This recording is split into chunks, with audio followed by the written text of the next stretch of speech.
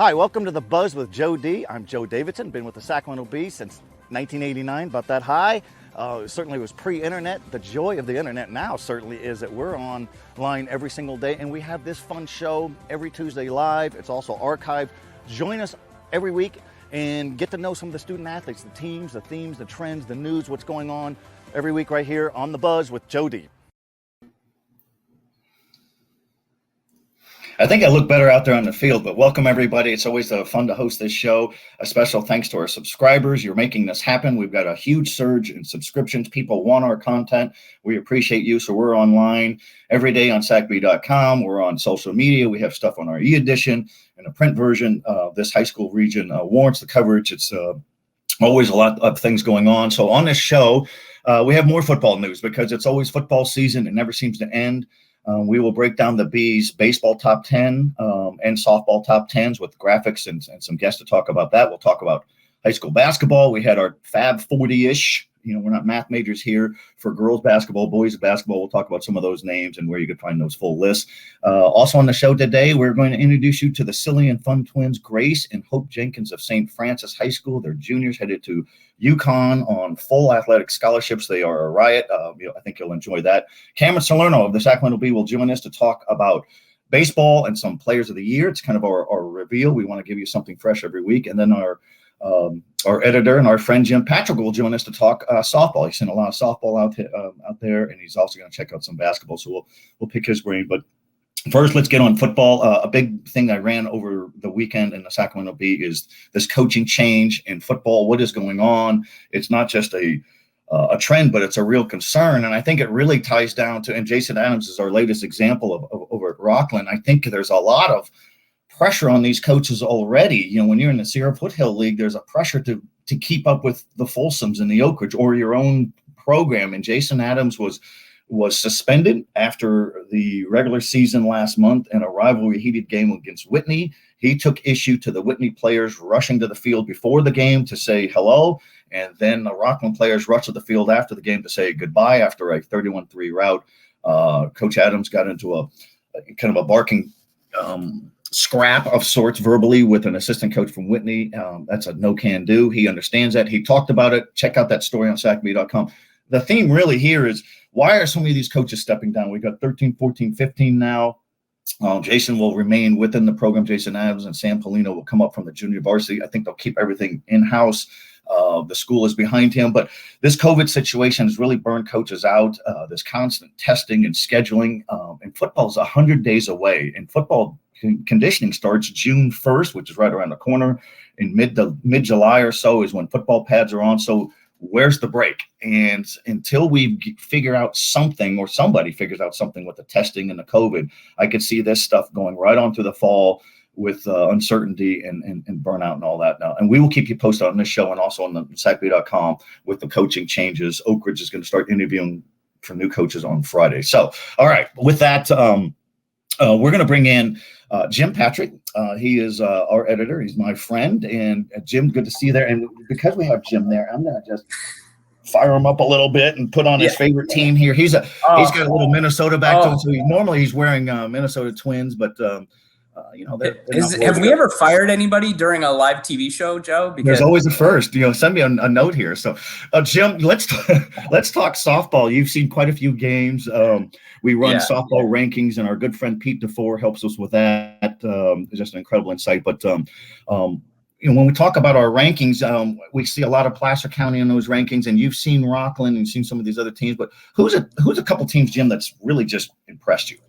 Yeah, and I want to start by just thanking all the parents and coaches who welcomed me and our coverage. It's been great to get out there and see games. It's a treat. The sports editor doesn't normally run out there and cover softball games, but I just have been so welcomed by them. And it's been fun just watching these teams. They all jump out for different reasons, but to me, Rockland has clearly made a case for itself as the consensus number one. They've been number one since day one.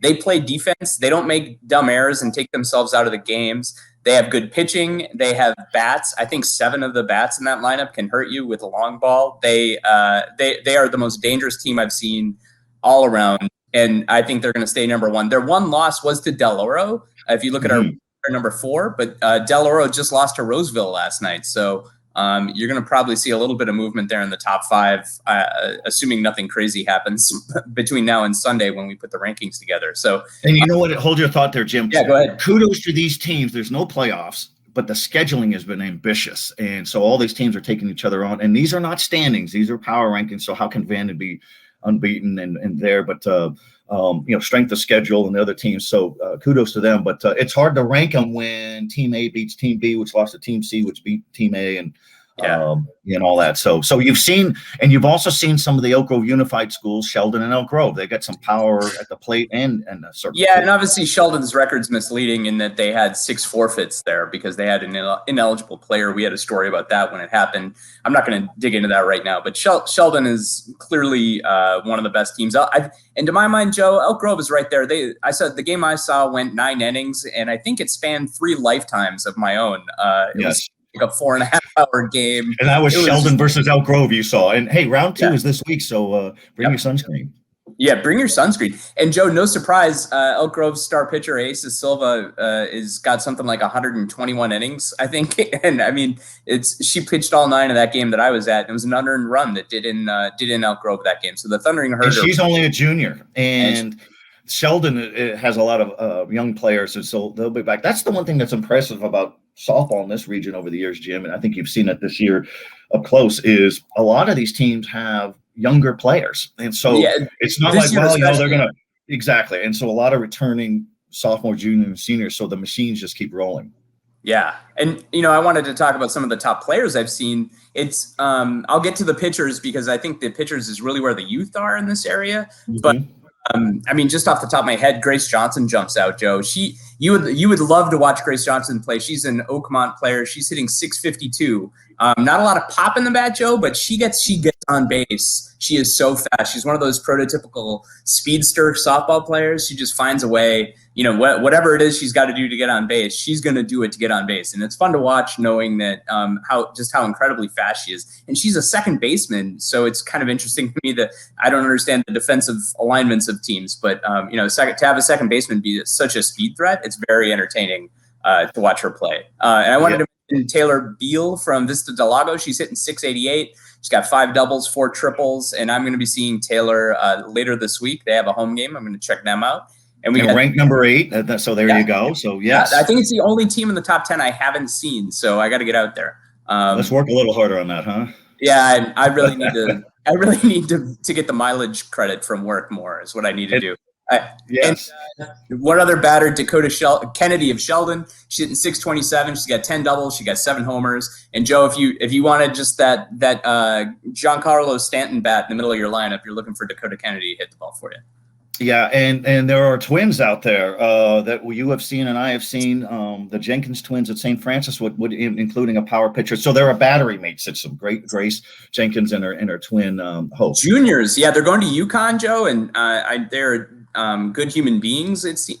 But I also wanted to mention that Hope Jenkins, holy cow, she's a double threat, man. I mean, she throws 68 miles an hour, which you're a good college pitcher if you're hitting 68 on the gun. And she's a junior in high school who's hitting 68 on the gun.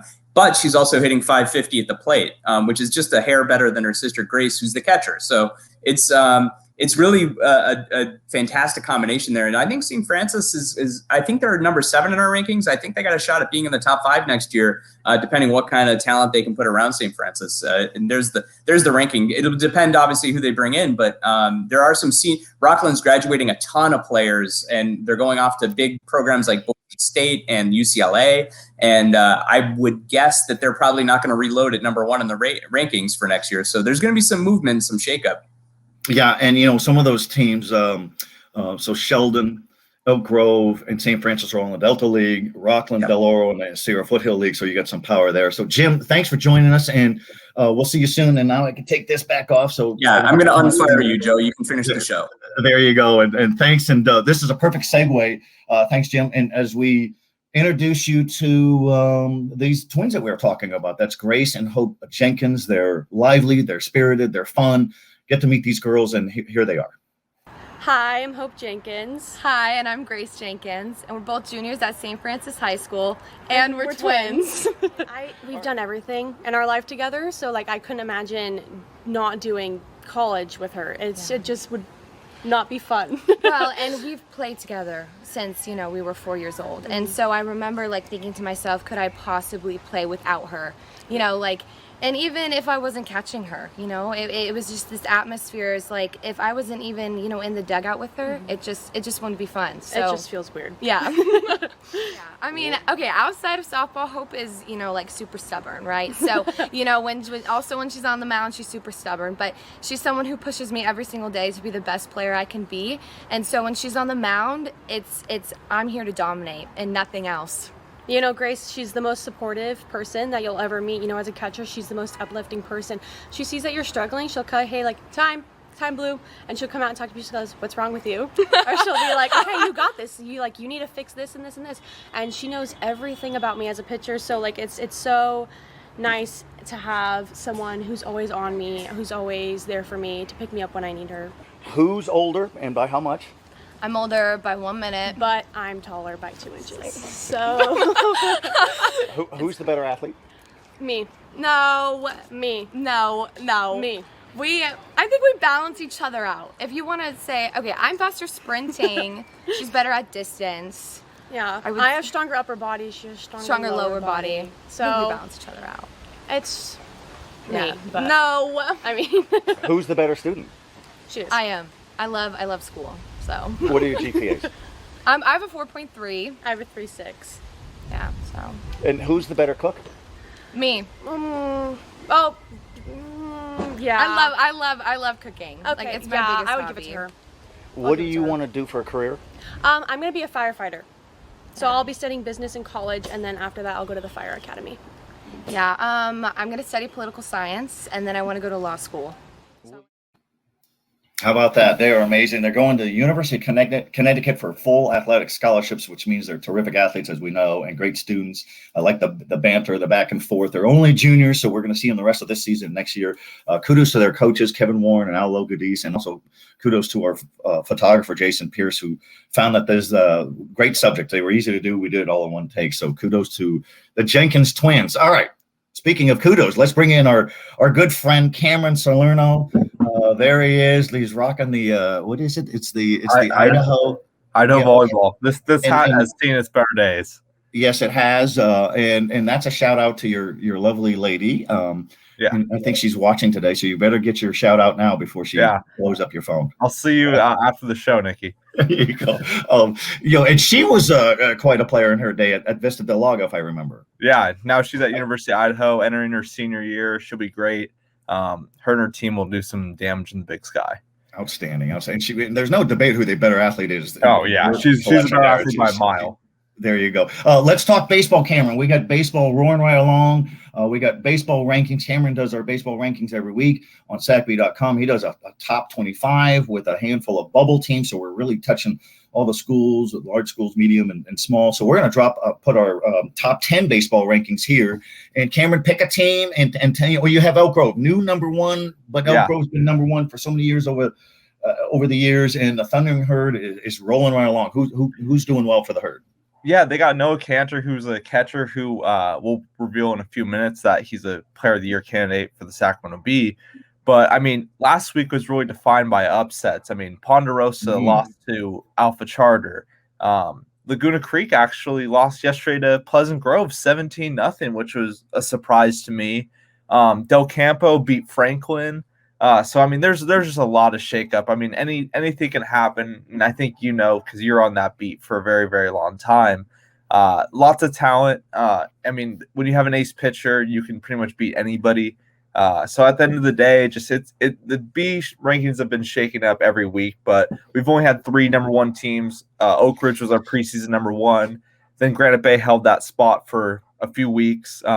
And then Elk Grove now is our new number one. So, and you know what? And sometimes ambitious scheduling really counts. And I've talked to a couple of baseball coaches, Cameron, and they say, hey, we don't have any playoffs, but we are all positioning ourselves for how we are in the B ranking. So they're paying attention. And McClatchy and Laguna Creek, 2 ranked teams, are going to play this week twice, Wednesday and Friday.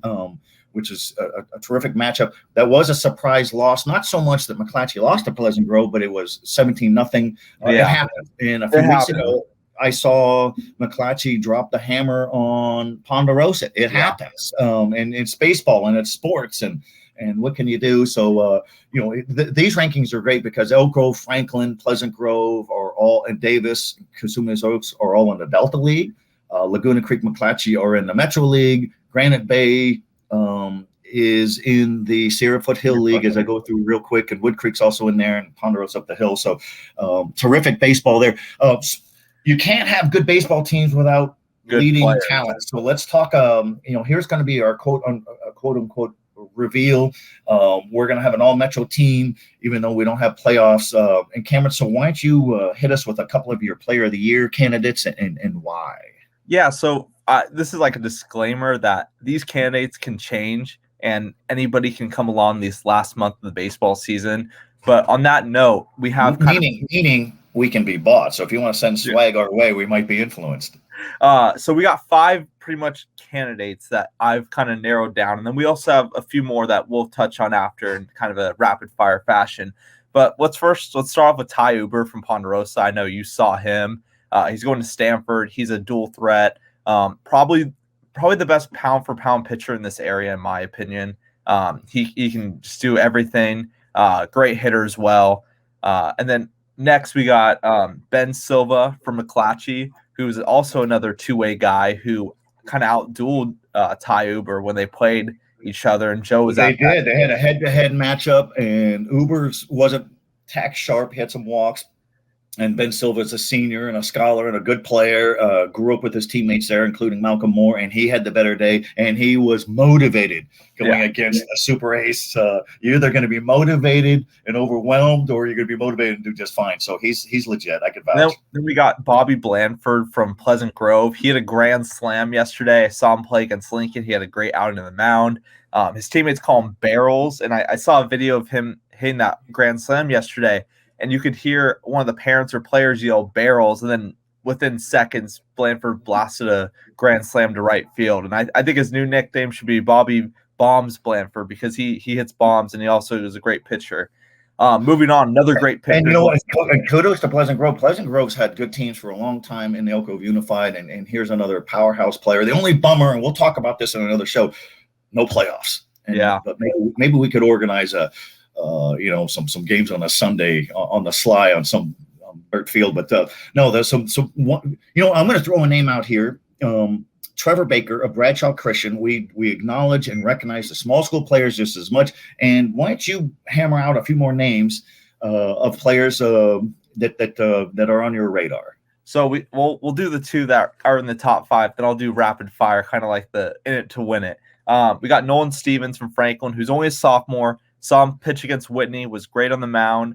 He's going to be a big-time player in the next few years. And then we got J.R. Freely, who's an infielder for Granite Bay, who's the number 1. He anchored down that number 1 team. He's been on the team since a sophomore, going to Nevada. And now we're going to do that kind of rapid fire. I'm just going to name off some names. So we got Malcolm Moore from McClatchy going to Stanford. We got Chase Megers, who's a senior at Rockland, who's having a great year. Trevor Baker, like you mentioned. Ryan Stafford had a grand slam last week and also had a walk-off hit against Oak Ridge. And who's he play for? Folsom. Right. Folsom Bulldogs.